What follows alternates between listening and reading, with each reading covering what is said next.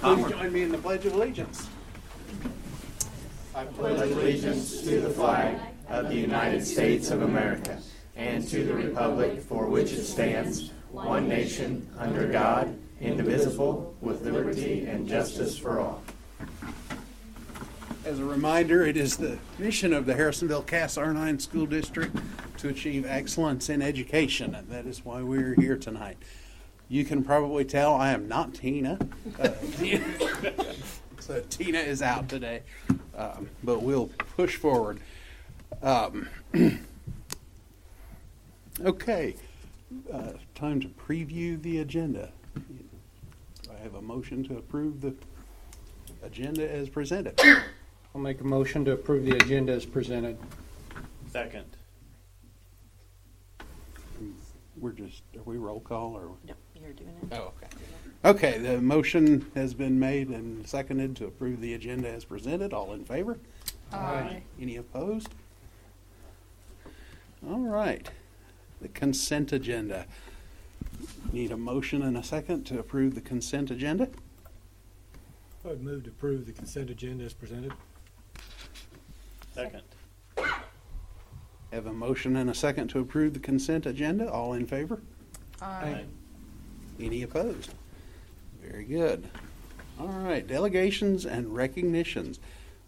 We have student recognition this evening from, and I'm sorry I wasn't scrolled far enough, but if you know, go right ahead, Mr. Grantham. All right, from middle school.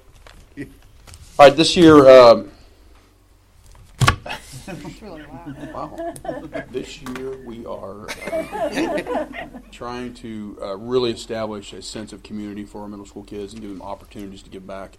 We're doing this in two ways. One, with Bright Futures, we are actually working with them to find projects for us to do for them instead of the other way around, having Bright Futures do things for us. So we're trying to give our kids a sense of community and a sense of purpose and to give back. And I don't know if you worked with kids outside of school.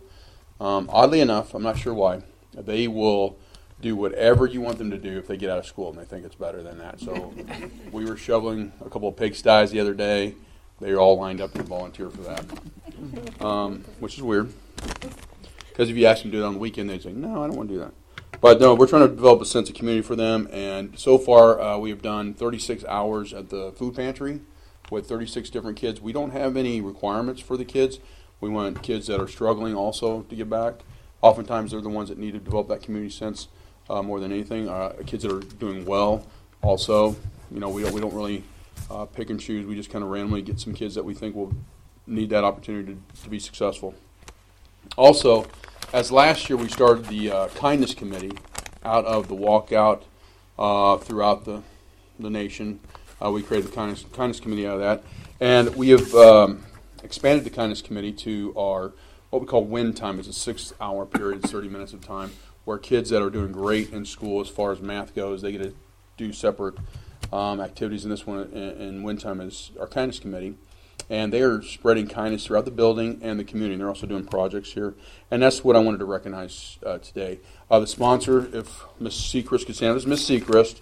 She's been a teacher at Harrisonville Middle School for 10 years. She's our reading instructor and specialist, and she is the kindness committee sponsor, and she's doing all kinds of projects for our kids. And then I'd like to recognize our students. Now, 2 of the students couldn't make it tonight. Eli Getz isn't here. He's out wrestling. We're wrestling down Adrian. He actually won his first match. I was down there watching him. Did a great job. Great shot. Got his half in. Did a wonderful job. And then Leslie Wade is also, she's actually helping her grandparents out, so she cannot make it tonight. So just the kind of kids that we're talking about here is always giving back to the community. But we do have 3 wonderful young people here, and I'm going to have them come up here with me. We're going to start off with Brooke Limecooler. Brooke, come on up. Brooke has done a wonderful job for us, working with Sydney, her partner. Come on up, Sydney. This is Sydney Ballard. Sydney and Brooke have been working our kindness messages in the bathroom. They don't sit in the bathroom just write kind things on the wall. But what we're trying to do is have kindness boards throughout the school and develop places where kids can write good things to each other. And they went around and put notes on every single kid's locker that was positive. So we've been doing a lot of that kind of stuff, just kind of positive feedback. So I'm going to have you guys tell who you brought. So Brooke, why don't you go first? I brought my dad, Jeremy Limecooler, and I brought my mom, that one, yeah, Stephanie, Then I brought my brother Dalton. Dalton's a Broncos fan. I see Yeah. that. All right, Cindy. I brought my mom, Melissa Ballard, and my dad, Jason Ballard. Okay, guys. And then also, I'd like to introduce Dayton Hoffman. Dayton's been working on the project for Kindness for Teachers, where they give things back to the teachers. Their group provides special gifts and things like that to teachers, special notes of encouragement. So, Dayton, why don't you introduce who you brought? I brought my mom, Roseanne. Okay. Stand up. There's Dr. Hoffman. Okay. All right, and so what we're trying to do is those two groups, through the Bright Futures Committee and through our Win Time Kindness Committee, we have had over 65 kids involved in positive outreach to the community. And as I'm working with Ms. Filer and Ms. Jennifer Beavers. Wow. I'm getting old, right, Ms. Mama? All right, getting old. Forgot some things as I came into this morning. Through those two, we're working with the Minister Alliance and things like that, get more and more projects for our kids to do during school time, because middle school kids can't really work after school. They don't have the ride situation, so we do it during school on a lot of their study hall time and their lunchtime. So it's working well so far. You guys want to say anything about Win Time or Kindness Committee? Were you girls involved in painting our playground the other day? Yes. How about No. Yeah. So Cindy, take it over. So we were painting the ECC playground. We painted inside the four squares the hopscotch. We painted balloons, and we are putting uppercase and lowercase letters on those balloons. And we also put number bonds and footprints. Very cool.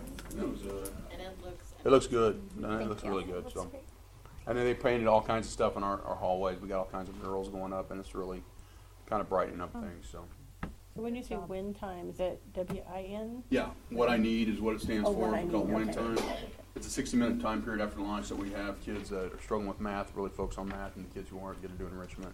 Okay, gotcha. But not every kid. It's a 6-week out of 9-week period, so they don't have. So even kids that struggle with math get an opportunity to be in enrichment also. They don't want to just jam math down their throat every day. So. Very good. Great. Thank you, ladies. Good job, guys. That's awesome. Okay, and Mr. Wiegers from the high school. My honor to present our two HHS Students of the Month for November. I have Mercedes Chavez and Peyton Holden with me.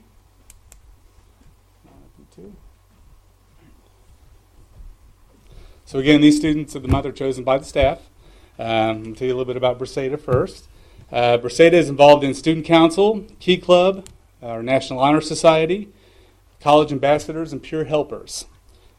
She told me that after high school, she plans on attending either the College of the Ozarks or the University of Central Missouri, which Mr. Wiegers is strongly pushing for, to pursue a degree in nursing.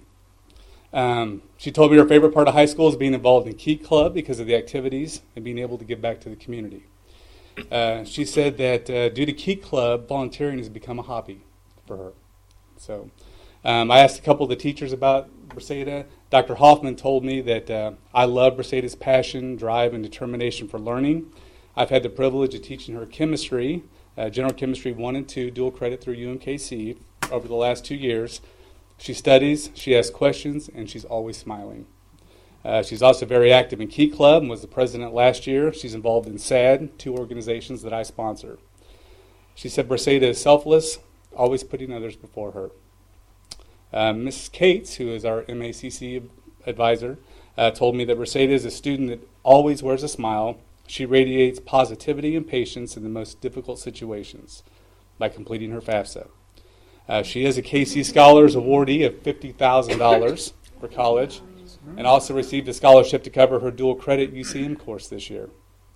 When she was notified of being selected for these scholarships, her deep gratitude was shown by jumping, clapping, smiling, followed by a sincere thank you. Briseda is an extremely hard worker, and working with her has been an honor and a privilege. Mrs. Wilson, her math teacher, said that Briseda is an amazing young woman. She always has meticulous work. Anytime she misses a problem, she wants to know why. She has outstanding morals and is an awesome role model for our students. I wish more students could have the drive that Briseda has shown, and I will miss seeing her bright smile in the halls after she graduates. And I will echo that sentiment. So that's Braceda Chavez. And then next we have Peyton Holden. Peyton is involved in Drama Club. He did star in the fall production of the Pajama Game this year. If you didn't get a chance to see it, you missed out. He's in show choir, National Honor Society, Fellowship of Christian Athletes. He's part of the golf team, Peer Helpers. And Peyton told me that his plans after high school are to attend a 4-year college to major in engineering and pursue golf. He told me his favorite part of high school is hanging out with his classmates in golf season. I asked a few of the teachers about Peyton, and this is what they said. Mr. Bliss said Peyton is an outstanding young man who's not only gifted academically, but he's also a genuine person who puts others first and wants to see them succeed. It has been a blessing and an honor to have him as a student and as a peer helper. Mr. K told me that ever since Peyton came to my class as an 8th grader for geometry, he has proven to be a fantastic student. He has a combination of natural ability combined with a thirst for learning that makes my job easy. Mr. Matthew said Peyton Holden is a quote-unquote do-it-all young man, a dual-threat athlete and artist. Peyton is qualified for state golf and is a 2-time All-State tenor. Peyton has also held both lead and supporting roles in the musical productions at HHS. Peyton is currently the president of the show choir leadership team and tenor section leader. Oh, and he does all that while maintaining a 4.0 plus GPA. Look out, world, here comes Peyton. And then Mrs. Keith told me that Peyton is a fantastic leader for the theater department. He's positive attitude, rubs off on everyone around him. He can be relied upon to be at every event and to get the most out of them. He always has a kind word for everyone around him, and he makes each person feel like they are valued and important. Peyton is a role model for our upcoming performers as well as the technicians because he exemplifies team effort in class. Peyton Holden.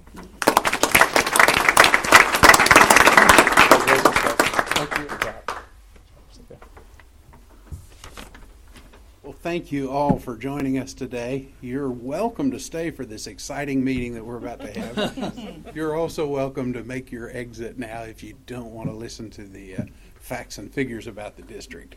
But we appreciate each of you being here. Thank you.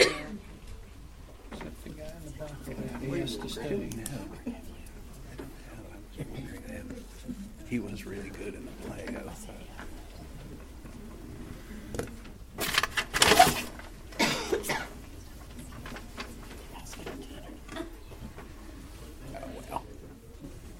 Obviously.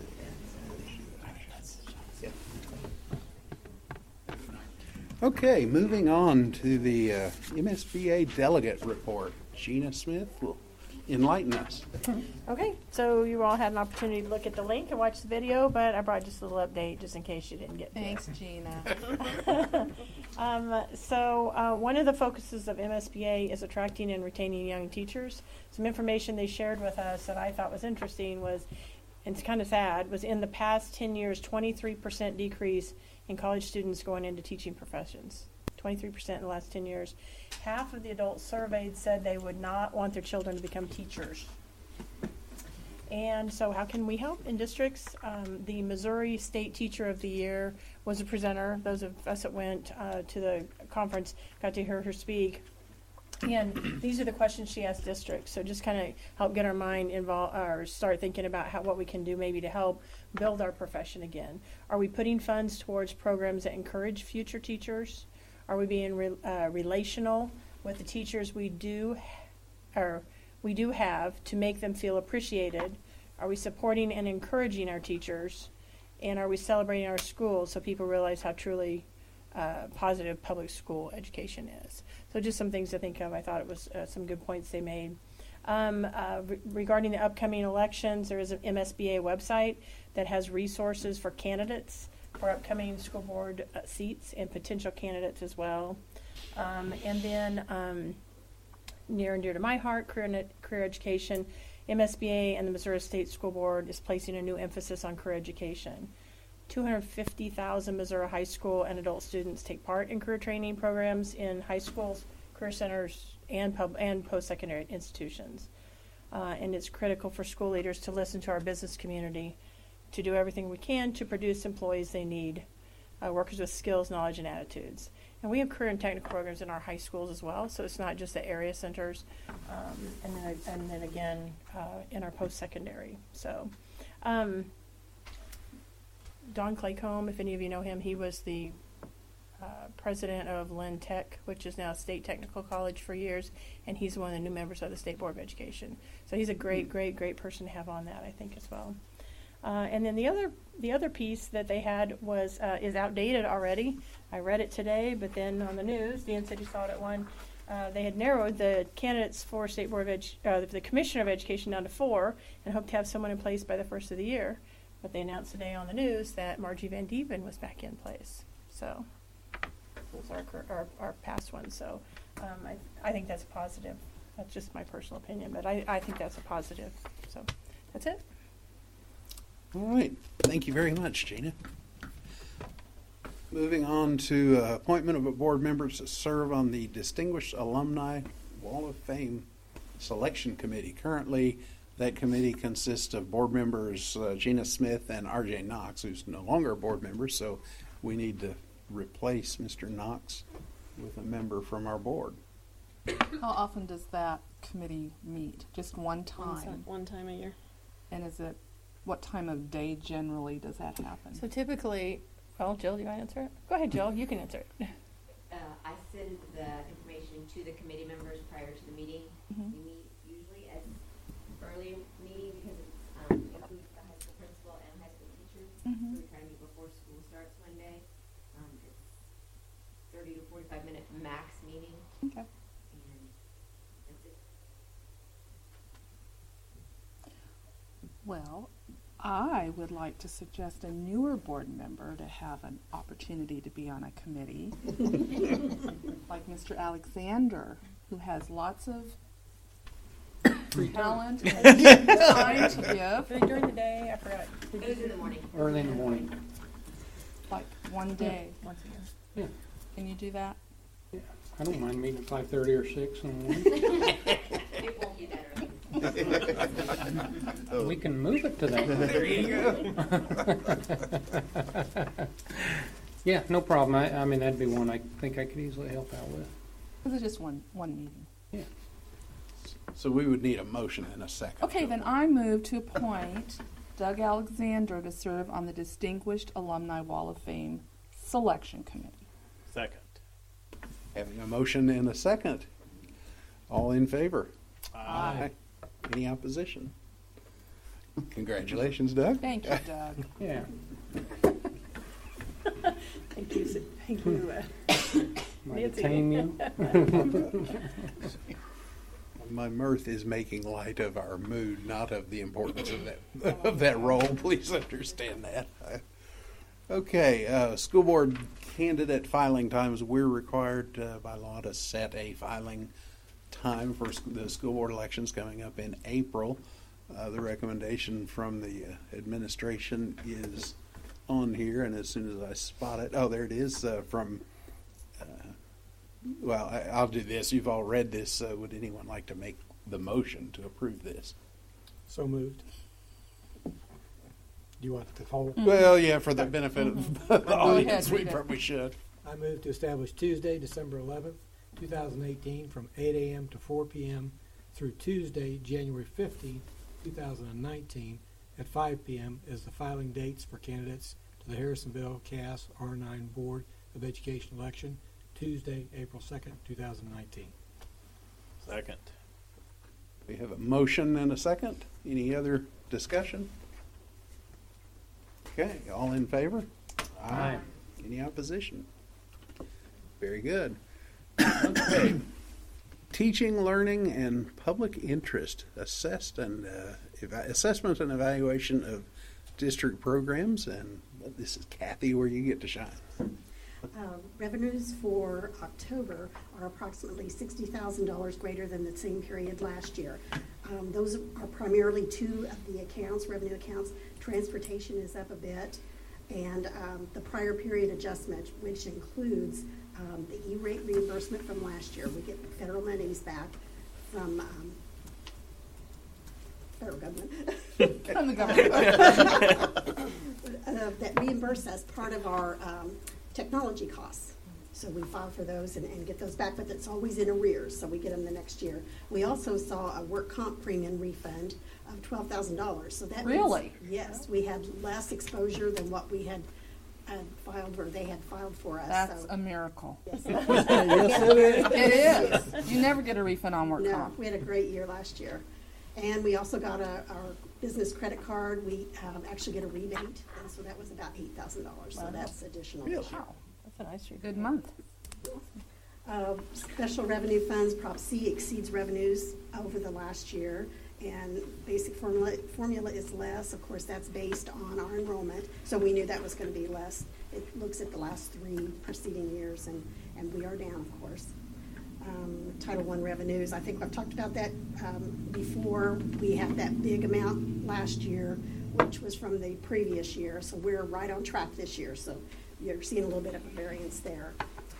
Capital projects, you will see that there was a sale of personal property of $125,000. That was the MacBooks that we sold in order to buy the Chromebooks.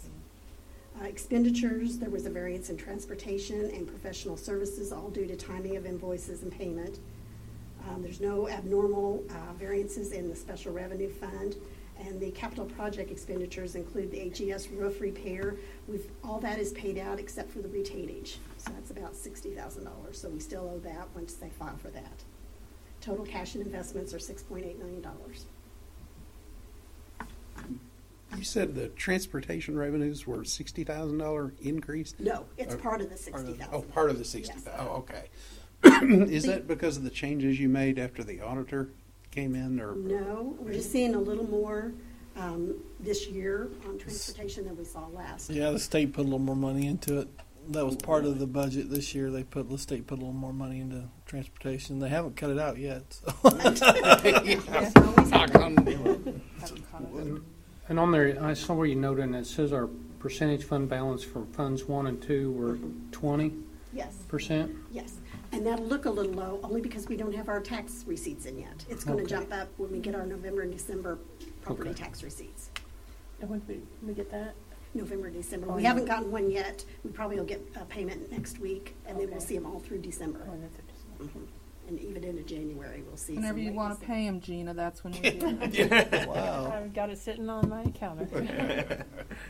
So historically, are we roughly, what percentage are we usually on that? Percentage as far as, district, A balance on that? oh, when we get those in, it'll jump back up to the 30s, mid-30s. Okay. And then we'll spin back down, of course, till we hit June. Okay. So, this is why it's important to have a fund balance that we're keeping so that we don't have to get a tax Right. anticipation loan or anything like that Right, to get us thank through you. until those tax dollars get here. Right. So, Okay. Okay, thank you. Any other questions for Kathy? All right, special education programs. I'm not. Hello. I see you back Dan there. is really hoping that I talk up here for about 30, 45 minutes, so I'll make sure and talk. I told her she had an hour. I thought you guys were good with that, probably, wouldn't you? But she I'm probably sure pared you it down. We do like hearing you talk, Okay, we'll see. but You can not for an hour. I know. How about 5 minutes? Okay, so you all got a copy of the program evaluation. Things are busy and good in the world of special education. There's a lot of great things that are happening, a lot of new things that are happening. One of our newest things is the Life Careers program. So that kind of kicked off, some of you I think were on the board, about 3 years ago that we put that program into place with not a clear vision on the direction that's going. And now with the right people in the right places, it's amazing. I don't know if you all got the opportunity to go up to the farmers market, but our Life Careers kiddos were up at the farmers market. They also help run a coffee shop in the morning at the high school. So if you ever need a cup of coffee, it's probably one of the happiest places on the face of the planet. So I'd encourage you to go out there if you can. Other great things are happening all over, and I am more than willing to welcome you to come, and I will show you all the wonderful things that happen in special education. But I'm going to fast forward a little bit to talk about where we are going. So a lot in this evaluation that I gave you is a lot of history of where we have been last year. With the big spotlight on, in my mind, our achievement scores for our special education kiddos. That is always a struggle, but in my opinion, that's definitely an area that we need to focus on, which is exactly what aligned to my evaluation when I became the director last year. So what we're doing for that is we have started to implement more options for our special ed kids. I always tell my teachers the story of my kid when I was in, it was probably my first year of teaching, and I had a third grade student, and they were taking the MAP test. And I remember them sitting there looking at that MAP test, and they looked at me and they said, "What does this X mean?" And so I thought, oh, I didn't teach you multiplication. Back in the day when I started, and still some today, we did a lot of replacement instruction. We took a kid, a special education kiddo, from a classroom, and we put them in room 42, which was my room, and all of a sudden, magically, we thought that they were going to be able to keep up with instruction with me replacing it at their level. So over a lot of experiences and a lot of reading and research, what I have, the direction that we are going is to replace replacement instruction with supplemental instruction.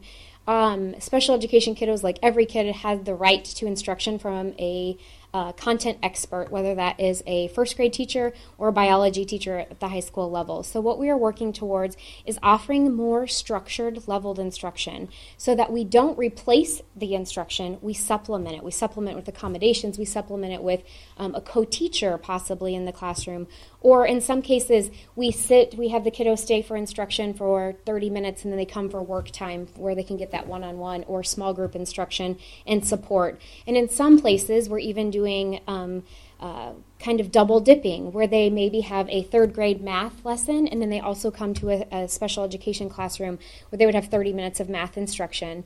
This year we are pushing really hard that our special education teachers really get involved with regular education, and I work very closely with Dan and Christy on kind of tearing down the silos and joining forced family fun of everybody together.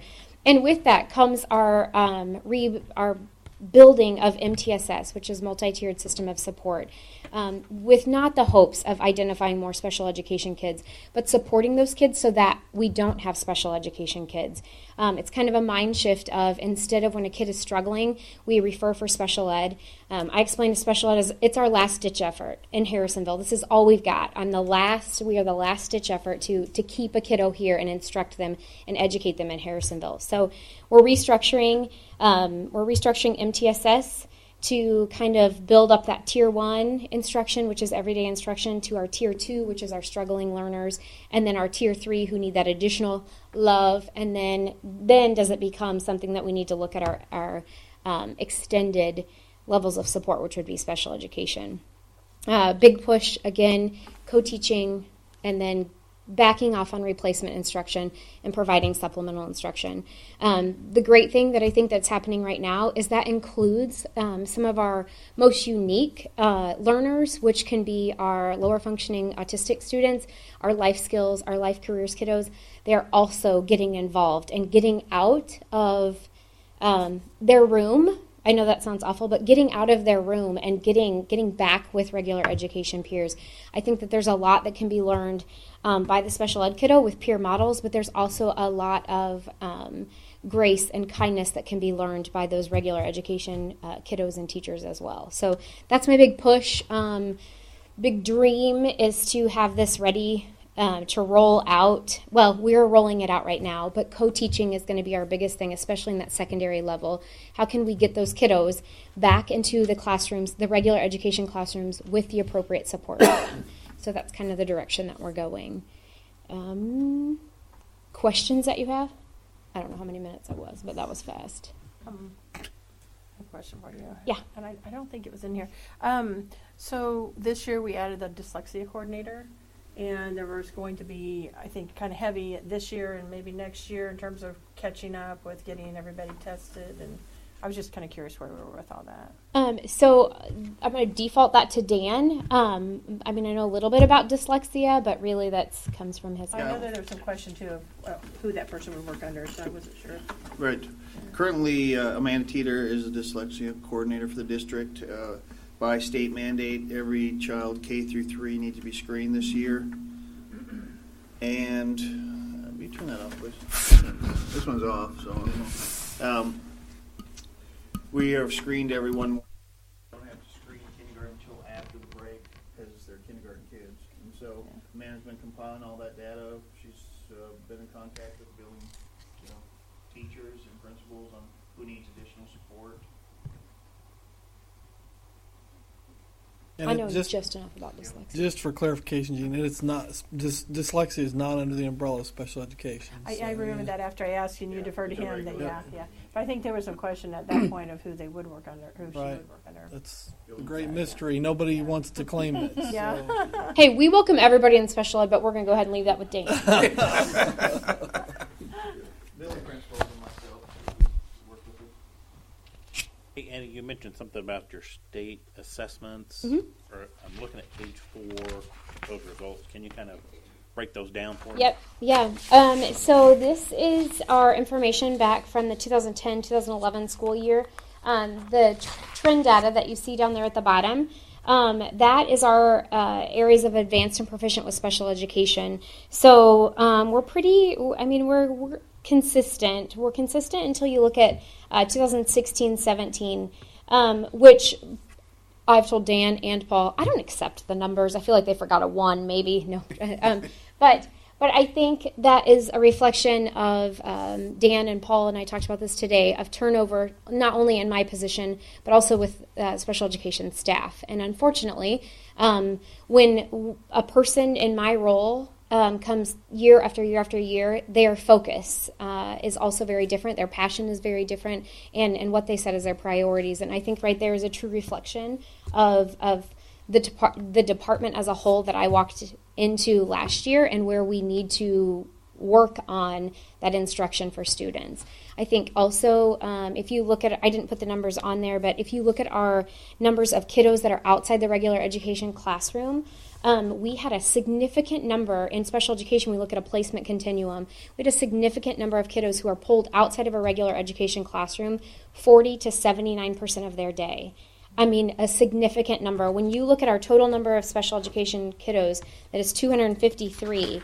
55, I think, no, 75 of which were specific learning disabilities. That is a significant number. So we need to figure out how to get that support for students, meet their needs, their individual needs, through things other than specialized instruction in a special education classroom, as opposed to specialized instruction and support in a classroom. Do we want those numbers listed there in 2016 and 17 to be higher? We want them to be much higher. Okay. Yep. Those are the percent of special education students advanced or proficient in comm arts. That first number, 6.5. Mathematics, 9.3. Yep. Yeah. We want those to be much higher. Yes. Is there anything that we need to be doing to help you advance those numbers? I think, honestly, the work, again, that I feel like Dan, Christy, and I have done over last year and that we're working on now, the same with restructuring that MTSS to help better identify not only our resources that are needed and our gaps that we kind of have in instruction, but also help more clearly identify those special education kiddos and what level of programming they need. So again, with our numbers being where we had so many kiddos coming out of a third grade reading classroom into a special education classroom, when they come into a special education classroom and that special ed teacher is not aligned to third grade curriculum and third grade instruction, those kiddos miss out on that. And that's that replacement instruction. And that's what we're trying to move away from. Instead, let's take the concept that a regular third grade student is getting, and let's modify the concept to meet the need of the kid. And that's supplemental instruction. We're taking the idea and we're supplementing it with special education support, accommodations, modifications, but the concept is still being taught, similar to that multiplication. Then, when I noticed I didn't even teach multiplication, and when I had that third grader that asked about the X, I started to think, okay, my kids may not know their multiplication facts, but they do have the right to the information, and they have the educational right to know what that means. And so it may look different. Repeated addition was our favorite, or about 600 tally marks on a piece of paper, but at least they knew that 3 times 3 was 3 groups of 3, as opposed to saying, what does the X mean? So that's kind of that shift in that replacement instruction. It kind of ebbs and flows a little bit, but I'm a big proponent of that. Jump in. There is no magic silver bullet, but it's something that we're working on for all students, not just special ed students, Yep. but having the resources. So we're looking at like a universal screener that we can give all students, and then get the skill gaps that are missing. The teachers can identify that, and then what can we provide them for a resource to teach to that? So again, Christy and I are coming up with a menu that if you're having trouble with this skill, you can go to these resources. So those are things that we're developing. So we'll bring them to you as we go through the process. Yeah.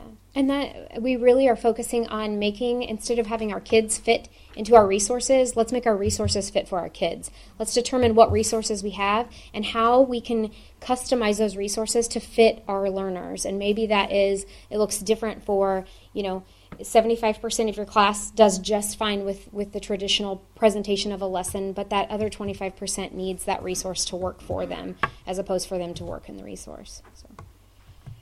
I had a question on page 3 of your general information when you show personnel. And there's 29 listed under para. Is that the number of students that are being served, or is that the number of paras that are helping students? That is the number of paras helping students. Okay, so earlier on when you said the district needs people to help in the classroom, we are already doing that to some degree. Yes, yeah, great question. So something about special education is when you have a kiddo that on their IEP says that they have specialized instruction, that has to be a certified teacher to provide those. But let's say that you have a kiddo that is able to do 7th grade math, but they need additional support. That's where we would use a paraprofessional to go in there and help support that classroom. Well, I'm happy to see there are that many. Yep. That's great. Yeah. And they are very busy people, as you know. They are. Yes. And they love what they do. They do, and they are fabulous, every single one of them.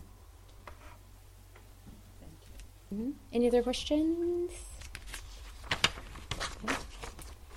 Well, thank you very much. Thank you.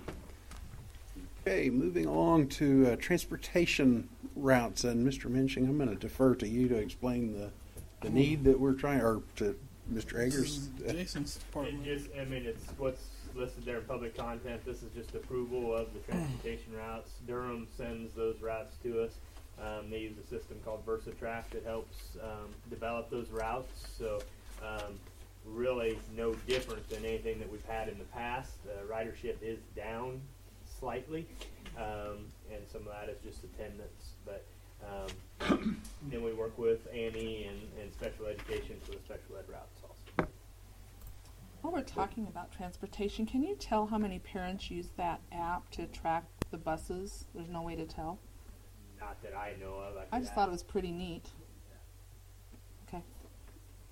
I can ask to see. I doubt it if there's a way. Probably not. I just thought it was a great option. Okay. Well, I move that we approve the transportation routes for the 2018-19 school year. Second.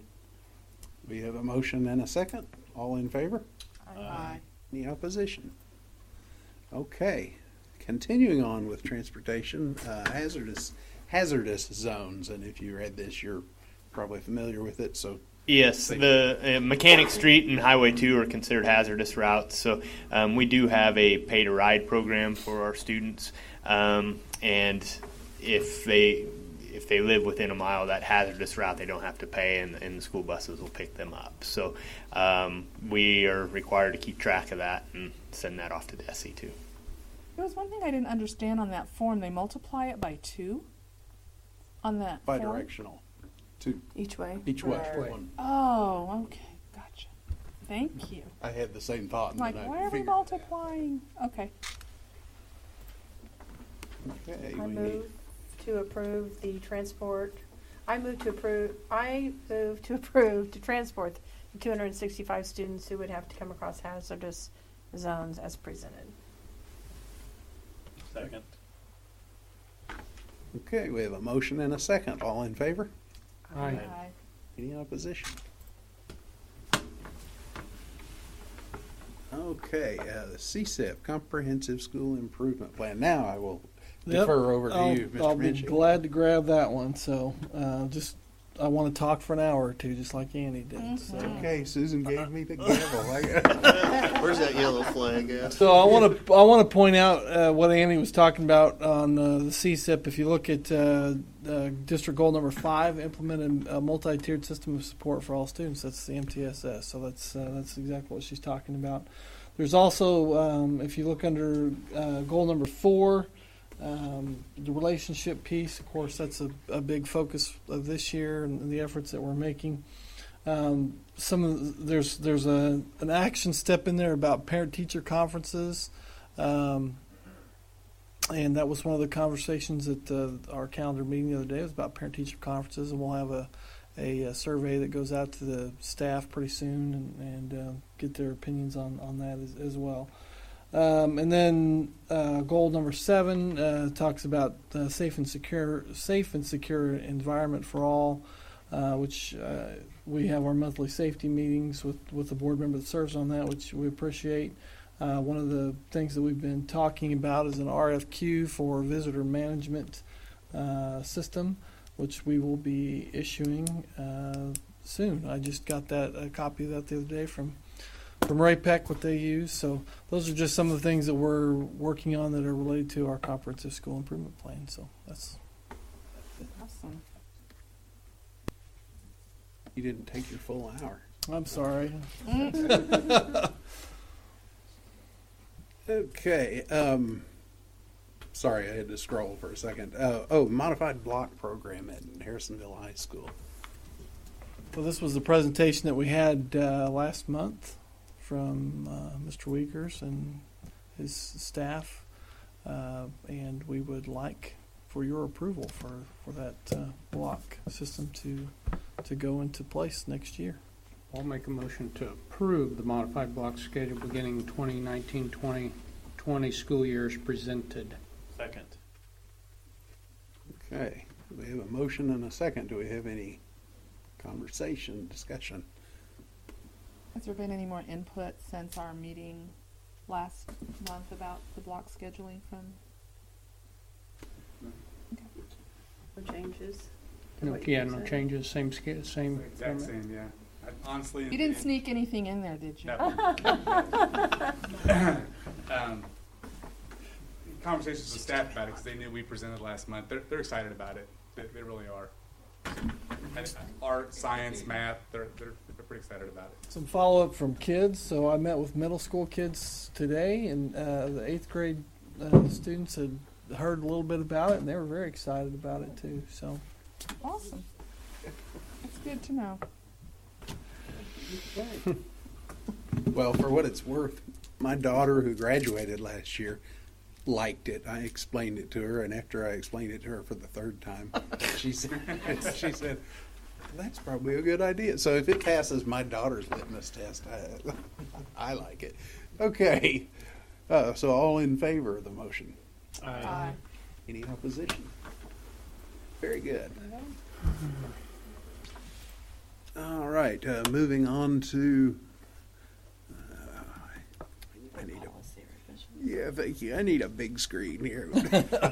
Reading glasses. Yeah, just new glasses. Oh, board policy revisions. Last month we were introduced to these 2 policy revisions. I guess they're new policies related to virtual education. So we need a motion to approve. I move we approve policies IGCD and IGCE as presented by MSBA. Second. Okay, we have a motion and a second. Any discussion, conversations? I have a couple questions. Let's see. Oh, I know this is just the policy. So one of the things that said in here was that MSBA created an administrative procedure. Do we have that, or have we got to that point where we're putting together the procedures? It comes with the policies. It came when with we policy. receive them. But we didn't. Okay. The board does not approve procedures, only policy. I didn't. Okay. And so, who will be overseeing? I know it read in there would be a counselor. It said principal or designee. So would that be the high school principal or? Who's going to be overseeing that? So it actually, you have to be provided for all levels. So you could, in theory, have kindergarten students in virtual education. Really? I didn't realize that. So it's the principal of the respective building or the student Or their grade level. designee. And then, will they take the virtual courses in the building, or will they take them at home, or do they have a choice? That has yet to be determined. Mm-hmm. There's no guidance from the state on that, right? No. Okay. But we get ADA on them, only probably if they're in the building, or? They complete. Good question. Go ahead. Oh, go ahead. So. If they complete the course, we Right. do, yes. Okay, even if they Right. have the option. Up to 95%. Yep. And then it'll start next year, so then we'll have to budget for it for next year, right? Or how do we know? Well, how it to can. budget? It can go, in theory, it could go into effect in January. That's what the state law says. It can go into effect in January. There's not currently any approved programs that are that have met those guidelines. I think they'll come online pretty soon. But what the state is saying, you're going to get reimbursed through ADA. That's what they're the offset the cost of those. So we'll have to come up with some amount to budget for it, right? And then Well, aren't we currently collecting ADA on those students already? Right. Right. So, I mean, and then they're incurring the cost of the classes too. Right. we have to actually pay for the classes. Yes, and then we you have do. to so we'll still have to have a budget item. So, okay, it'll be kind of like the Pell thing where we just have to come up with something. Right. And, That's exactly right. all right, thank you. Good questions. I have one other question related to it, and as I read through there, I was trying to find it real quick, but I do remember seeing, I think it was the IEP programs or the students, would it be able to offer to take that virtual course or what? Correct? But we could, or a team then can say that's no value or we cannot do that. There was something in there related to that. And that's not just IEP students. So yeah, we have a right of refusal. The school district has a right of refusal, but we have to come up with. You can't just say. There has to be a rationale. It can't just be we're not going to let you do it. So, you in the past.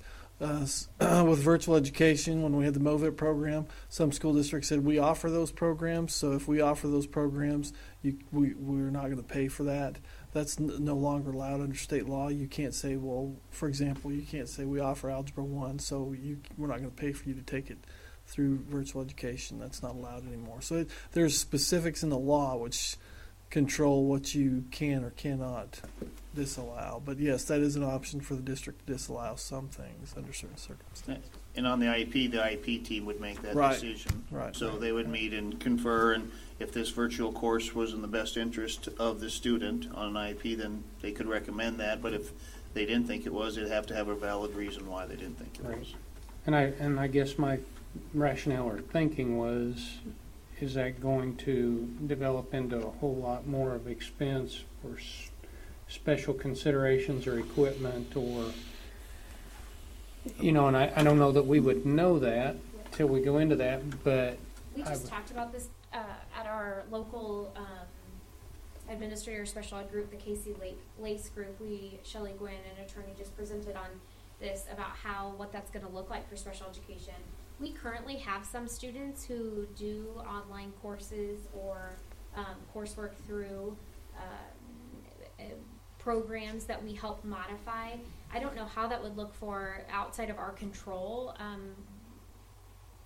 People that offer those courses that maybe parents would want to use. I don't know how accommodations would look like or what that would mean for a special education kiddo. I mean, I think that we'll just have to try it and see or learn from others' mistakes.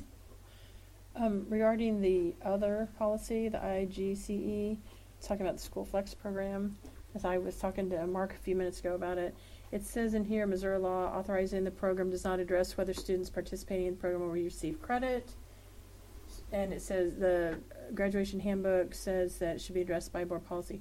Will our kids get credit for it? Is that what our policy is? Yeah, we have kids enrolled in School Flex right now. And they're getting credit for it. Okay. I was thinking that's what you said, but I just wanted to know when I saw this. District is free to establish its own guidelines. Yeah.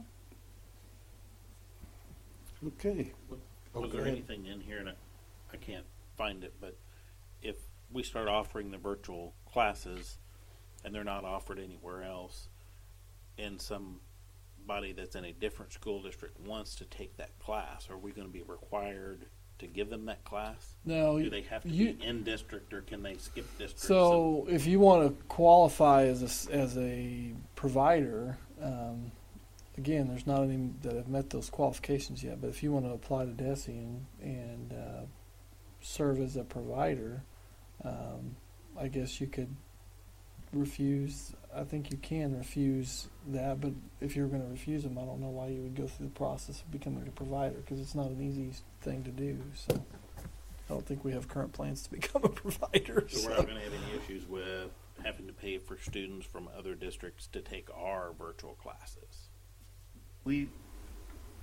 Go ahead.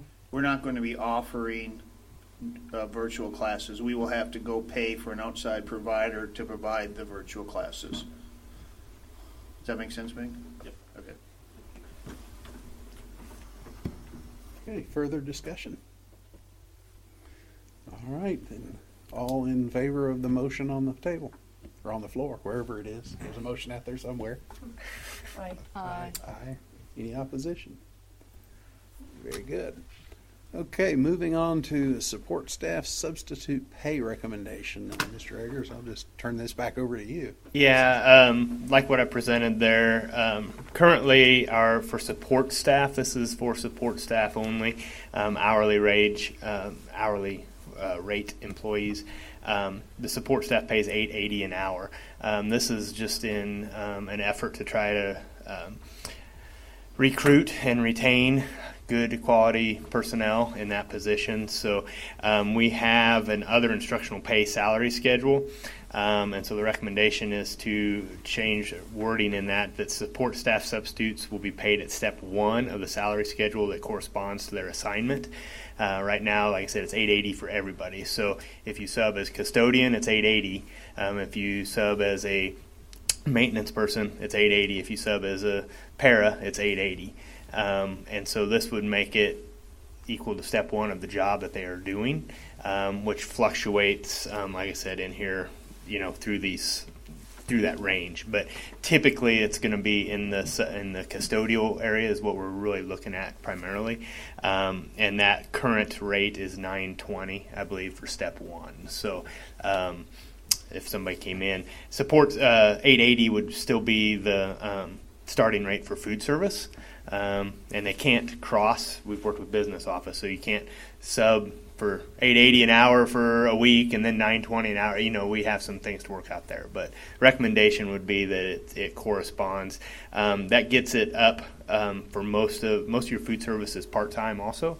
Getting above $8.80 to above $9, which is our student pay rate currently, when we employ students in the summer months and throughout the year doing activities. So, and then the second part of that is looking at retirees as support staff. And I know Nancy has a couple questions. I'll let her ask, and I think we came to some clarification there. But again, support staff retirees, currently if we have a support staff member that retired and comes back and works as a sub, they were paid $8.80 an hour, but they might have been retired at 14 something, and they're doing the same job that they just retired from. I mean, it's the exact same job, same expectations to come in and clean and do what they're supposed to do. So talking with the business office and going through this, we put in there the qualified retirees, and the qualified retirees make sure that they meet the peers qualifications, I guess, in that retirement, and then had at least 5 years of service with Harrisonville schools. So they can't come from a smaller school and then retire here and then retire and be paid at that hourly rate. But they would be paid at the hourly rate of their step on the salary schedule at the time of retirement. And that's the step on the salary schedule, and the reason that wording is there is, again, it would correspond. They could have retired as maintenance at step 10, and they come in and sub as a custodian. They'd be paid the custodian pay rate at step 10. and not the maintenance, and or secretary, whatever, as you move across those salary schedules, those change. So it would be that step for the job that they're performing as support staff. I'll try to go ahead and answer a question, then I'll let you go, or do you want to go through? Because I like your idea of the support staff there. But why don't we get a motion out there sorry. first? And that's okay. So is there a motion to approve this? I move to approve the revisions to the other instructional pay salary schedule as presented, effective immediately. Okay. Now we're official. Okay.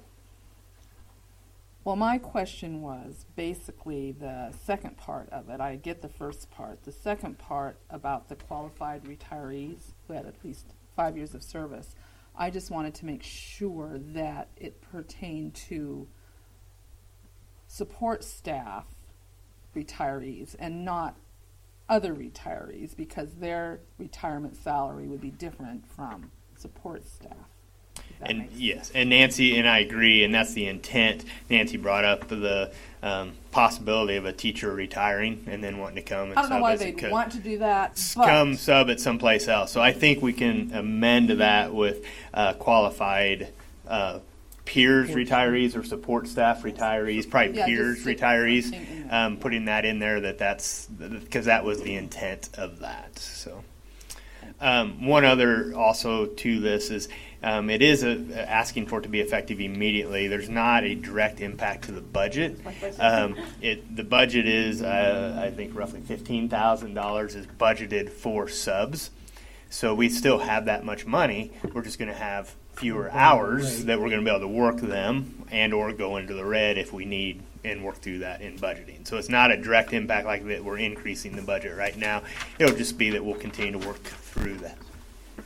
so if you used up that $15,000 because of the increase, then we just have to make a budget amendment or something? Yeah. I think so. But we have no way of knowing how it will affect half a year. When we want to amend that as we get at 13.5 and we see we got a month or two left, and then maybe we project and amend that slightly, but we're just going to go through a quicker burn rate potentially. Potentially, yeah. And some of that is we've had, it's different monies, but we've had employee in our pool there for many of our support staff. We have employees, excuse me, we have some long-term subs and some in places. We've had increased sub usage in some areas this year, and not as much salaried. We have a couple positions that have been held open for a while where we haven't been paying that salary. That's correct. Yeah. So we can reallocate budget if we need to, rather than do a budget amendment. Okay. Do we need to redo a motion? Well, either that or amend the existing motion. Yeah. It's probably easier to amend the current, isn't it? So Correct. if somebody wants to offer an amendment second, we can vote on that, and then we can vote on the overall motion.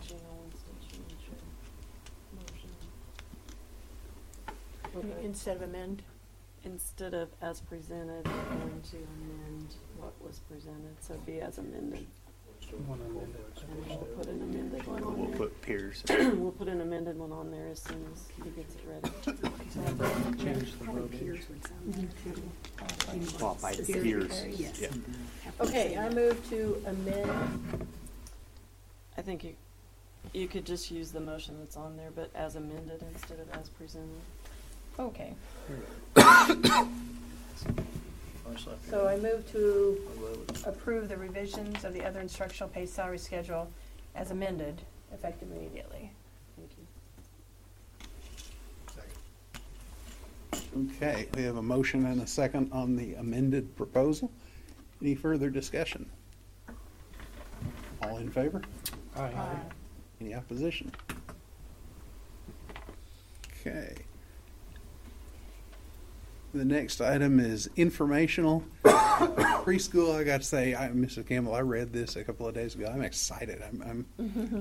And I don't know, are you addressing this to us tonight, or is this somebody? She is. Okay. When I mentioned it to my preschool teachers, they were like crying about having to come and speak. So I told them I would not make them speak. That's right. They'll talk to little kids all day, but not. grown-ups. You have the proposal. Basically, just to summarize, the preschool staff, including parents as teachers, early childhood special ed, preschool teachers and paras, and myself, started planning back last year.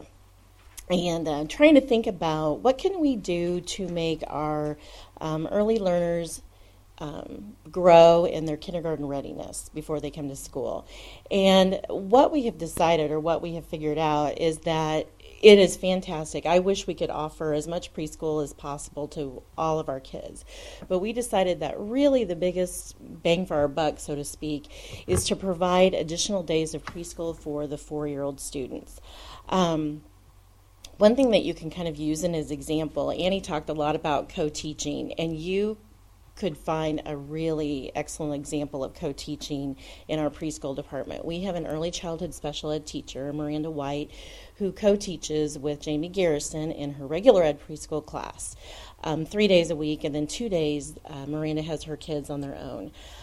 With the exception of maybe 2 kids, Miranda's kids in the early childhood special ed class are higher achievers than our kids that are attending regular ed preschool. They are ready. They are ready for kindergarten, and they probably won't qualify for special education services when we retest in kindergarten.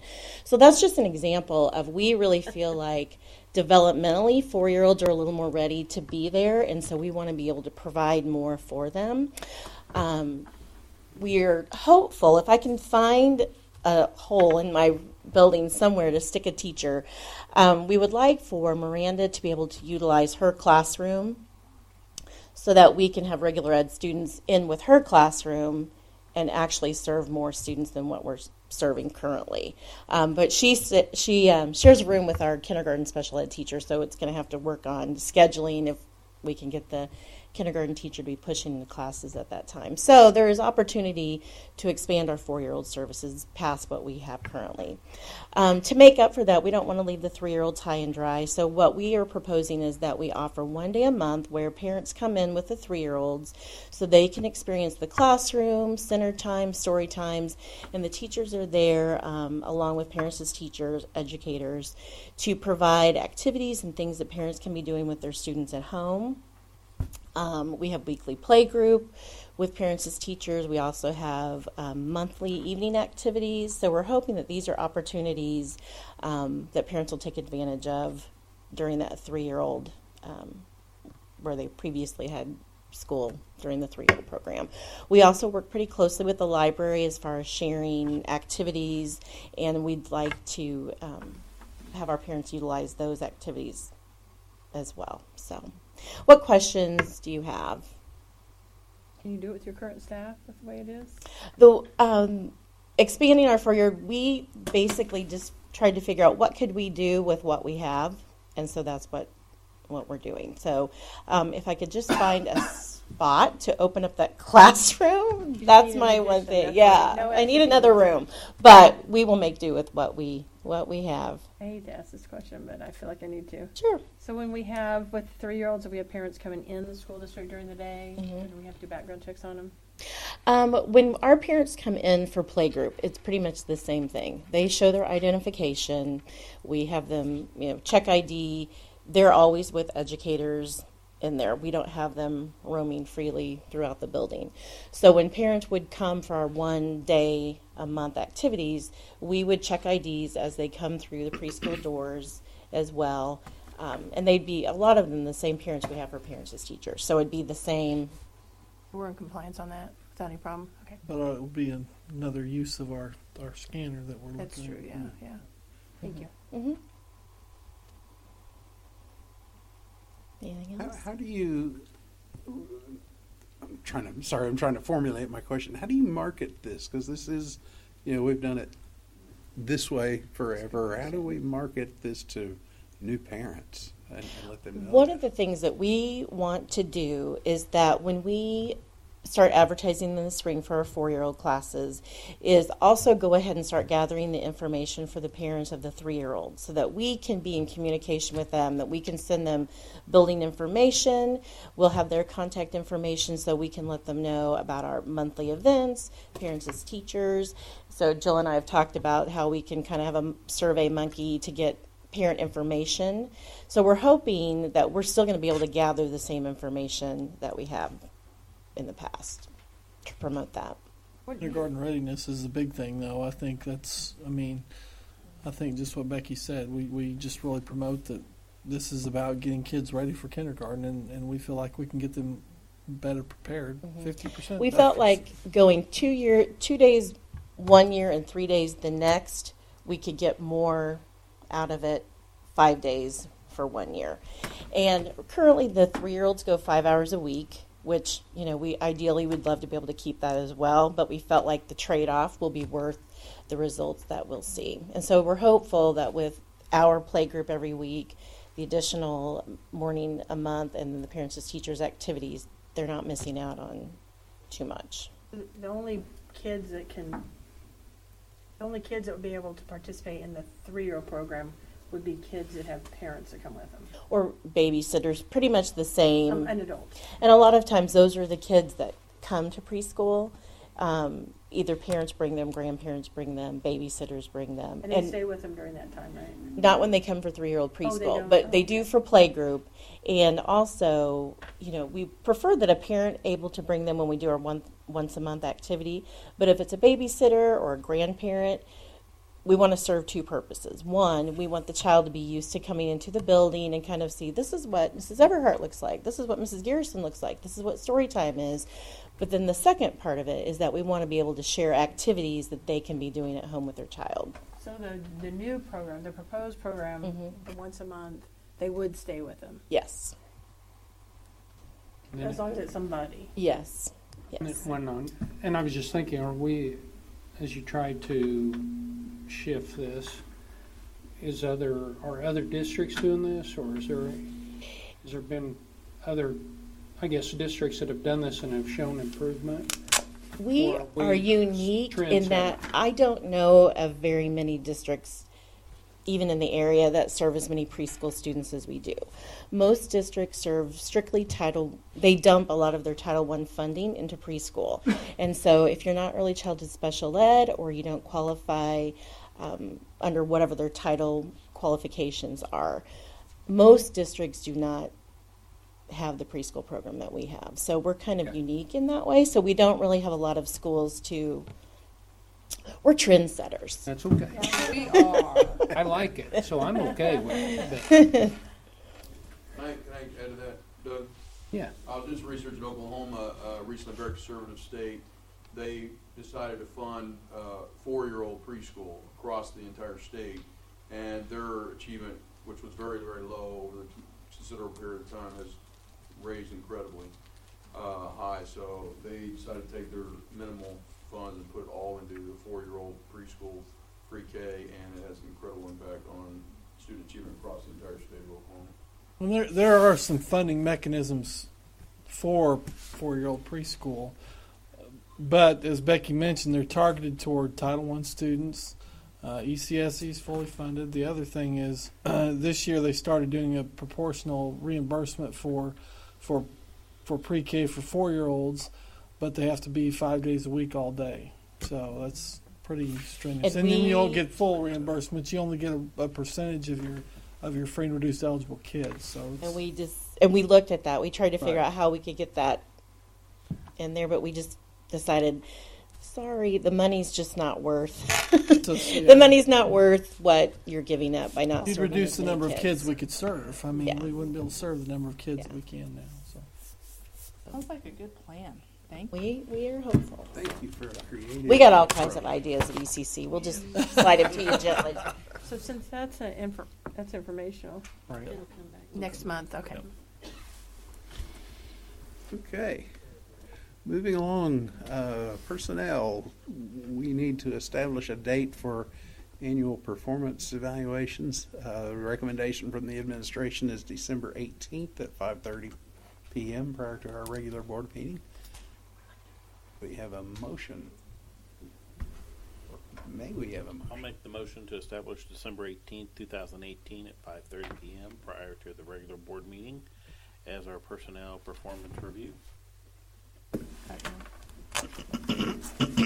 Okay, we have a motion and a second. Any discussion? think we've all been down this road before, or I guess most of us. Okay. All in favor? Aye. Any opposition?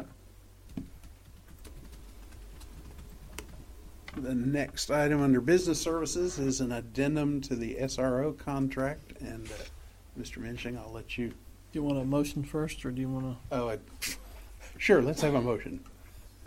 I move to approve the addendum to the SRO contract with the City of Harrisonville as presented. Second. Okay, so this is an idea originally that came out of Team Harrisonville. There was a group represented from the elementary that had some concerns about the lack of SRO presence during that extra hour that elementary students are in session that we don't have high school or middle school. And so I talked to Chief Hofer about it, and just with our budget and what we could do, and we came to this consensus, and our SROs were amenable to the concept of an extra hour of their time. Of course, we're paying them overtime for that, but it gives us the service that we need without having to hire an additional person. And we've had quite a few incidents. I don't want to mention Beth Love by name, but no, just teasing Beth. Let's just say parents get naughty the last hour. Yeah, sometimes we have some Younger issues. kids. They go rogue. So. And new principals don't know any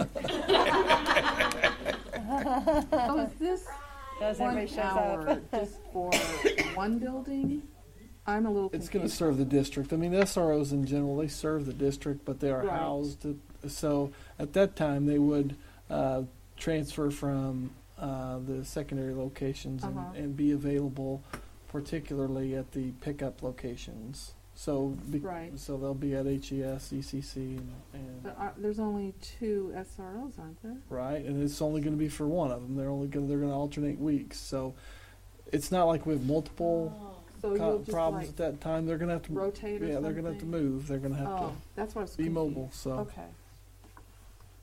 yeah, So then they'll be dispatched if there's an incident. Correct. And they're not at that right, location. and that's a good part of that question. So right now, for example, we had an issue the other day, and when they went to dispatch, they're like, well, they're in their own personal car. Well, when they're in their personal car, they can't dispatch. So at that time, we had no coverage at that time. So this gives. So will they stay in their regular building unless they're called, or will they? No, they'll be in the road. They'll go. Yeah, they'll be at one of the buildings, and if they call to another, then they go to the other. Sounds like a good idea.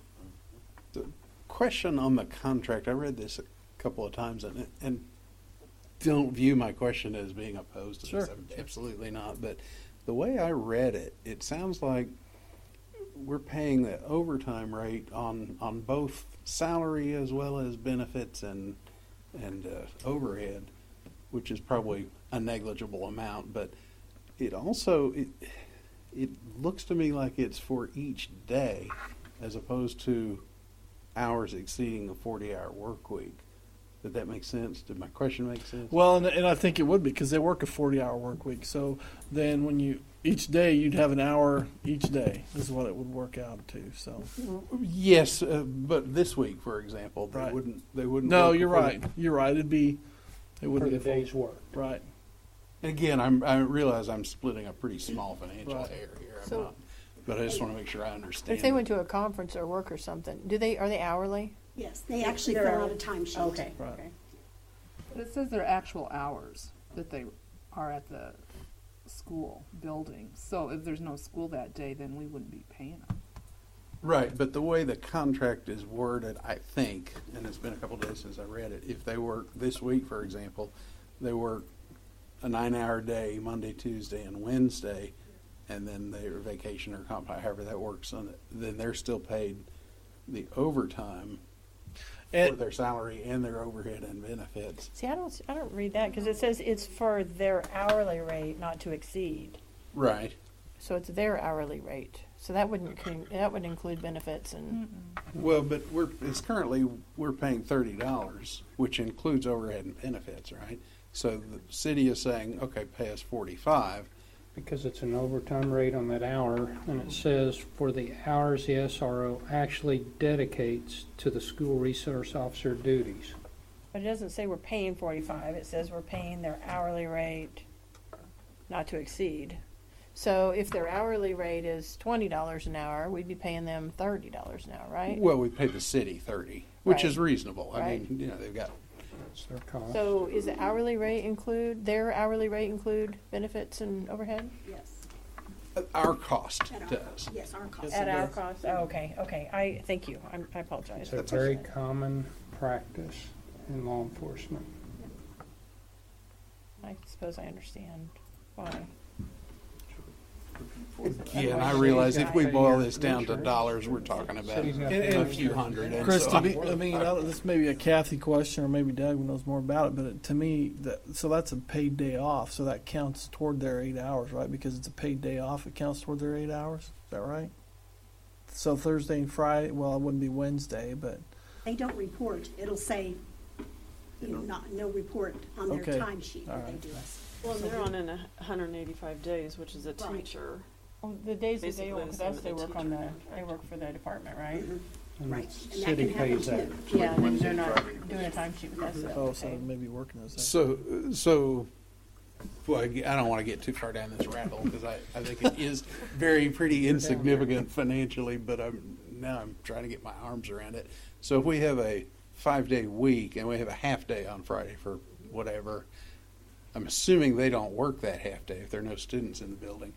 So we would not be paying them a full 40-hour rate that week, but we would pay them for overtime hours that week, even though they're working less than 40 hours. They work over an 8-hour. My understanding, if I read this, Monday, Tuesday, Wednesday, I work 8 hours and then 1 hour over. That's Right. 3 hours of overtime that week billed to us. Right. Thursday, Friday, I work for the city. The city's paying my rate, not the school district. The next week, I work 4 days. I'll have 4 hours of overtime, 1 each day. That'll be billed to us. The next week, I work 5 days for the school district. I'd have 8 hours, 40 hours, and I'd have 45 hours. I'd have 5 hours of overtime that the district pays. Okay. All right. Well, now that I've muddied the waters completely, we have a motion in a second. Any further discussion? Okay. All in favor? Aye. Any opposition? thank you. Good. That's a good one.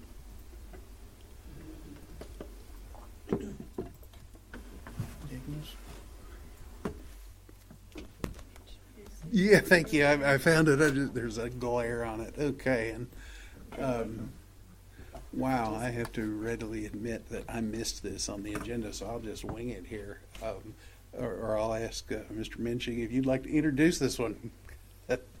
Actually, I'll turn it over to Jason. He's the one that's working on it. Jason and Kathy both. You need a motion first for discussion? We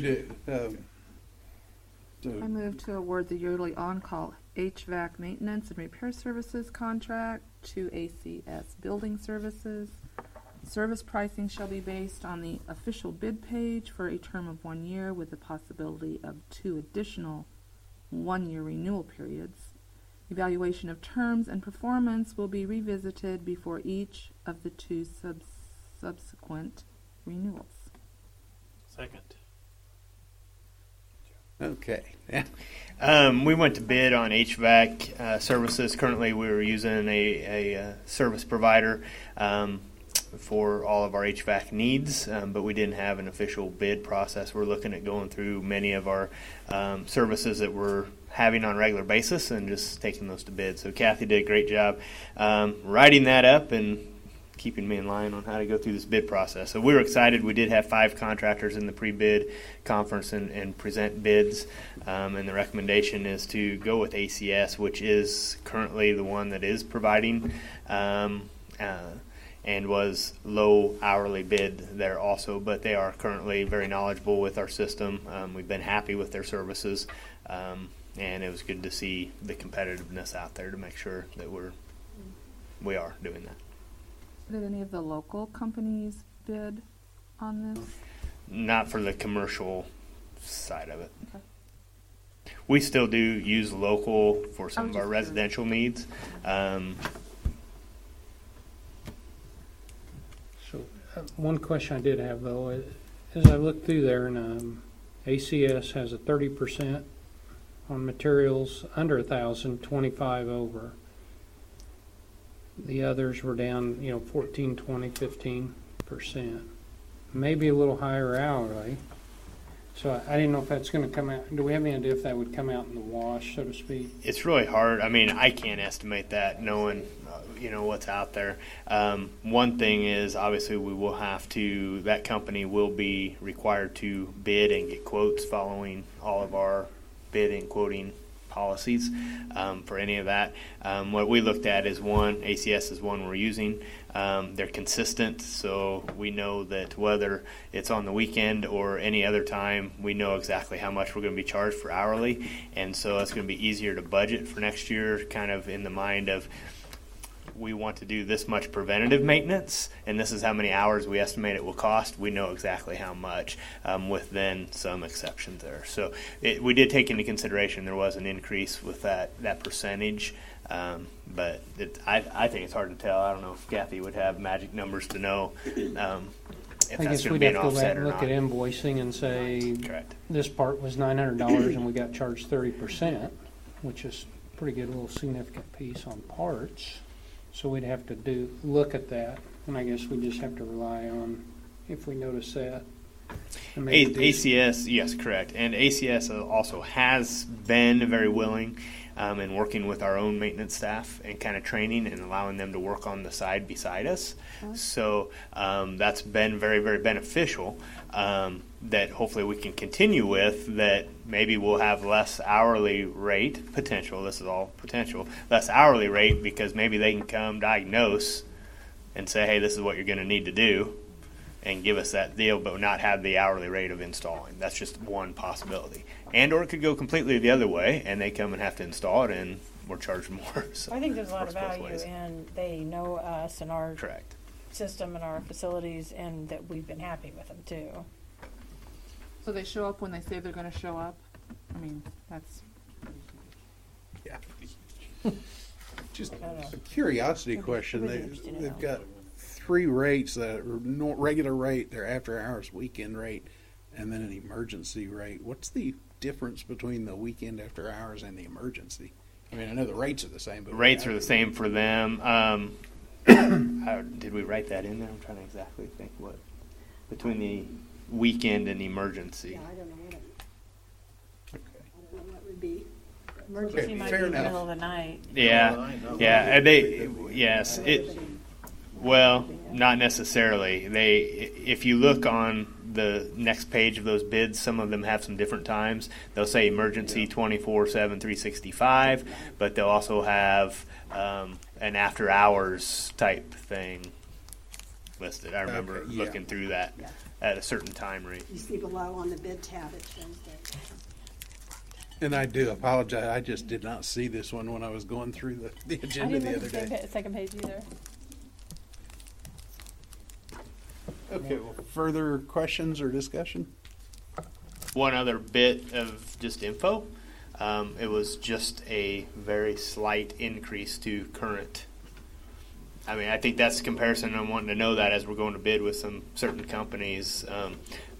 Sometimes you can, if you go to bid, you can lose out pretty big. It was a very, very slight increase, which would be typical, I think, of what you're going to get when you Of move what their forward. bid is versus what we're paying. Versus what we are currently paying Their hourly rate. their hourly rate. And this company's references, they were very happy with them. Yeah, we've used them for. But I mean, besides us, are there... I didn't personally call those, but I know Independence is one of the big school. I saw their advertisement on the board at the football game, actually, when we were up there. Okay. Further comments or discussion?